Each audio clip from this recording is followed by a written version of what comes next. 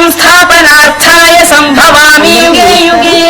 శ్రీ శ్రీ శ్రీ ఆచార్య ప్రబోధానంద యోగీశ్వర్లు వారికి జగద్గురువైన శ్రీకృష్ణ పరమాత్మకు నమస్కరించుకుంటూ త్రైత సిద్ధాంత భగవద్గీతలోని భక్తి యోగము అనే అధ్యాయములో 8, 9 శ్లోకముల గురించి తెలుసుకుందాం.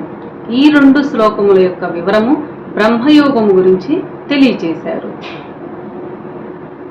8వ శ్లోకం, మయ్యేవ మన ఆదత్సమయీ బుద్ధిం నివేశయ నివసిష్యసి మయ్యేవ అతవూర్ధ్వం న సంశయః.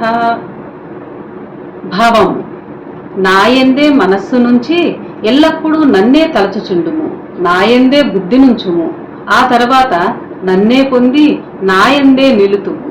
ఈ విషయములో అనుమానము లేదు. నీ చిత్తమును స్థిరరీతి నాయందు నిలపగల శక్తి లేని ఎడల ఓ అర్జున, అట్టి శక్తి అభ్యాసయోగమున పొందగలవు. వివరము, పరమాత్మ అంశమైన ఆత్మ మీదనే మనోధ్యాస ఉంచవలెను. ఆత్మ యోచన తప్ప వేరు యోచన బుద్ధికి లేకుండా చేయవలెను.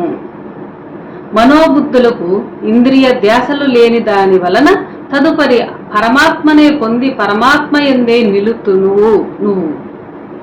మనోధ్యాసలు బుద్ధులు ఇంద్రియ ధ్యాసలు లేని దాని వలన తదుపరి పరమాత్మనే పొంది పరమాత్మ యందే నిలుతువు. మనస్సు నిలుచుట వలన బుద్ధి నిలుచును. మనస్సు నిలిచి ఉండటం వలన బుద్ధి కూడా నిలిచి ఉండును.